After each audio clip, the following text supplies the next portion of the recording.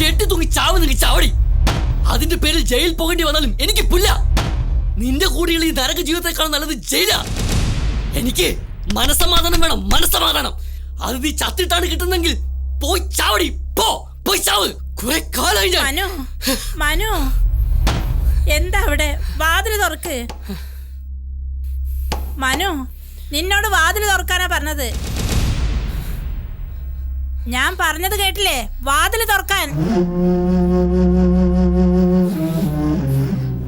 മനു, സുമേ, എന്താണ് അവിടെ? എന്താ അമ്മ ഉറങ്ങിയില്ലേ? എന്താ ഞാൻ ഈ കേട്ടതൊക്കെ? എന്താ നിങ്ങൾ തമ്മിലുള്ള പ്രശ്നം? ഞങ്ങൾ തമ്മിലോ? ഞങ്ങൾ തമ്മിൽ എന്ത് പ്രശ്നം? പിന്നെന്താ ചാവണയും കൊല്ലണയും ഒക്കെ വർത്താനം കേട്ടത്? എന്താ മോളെ ഞാൻ ഈ കേട്ടതൊക്കെ?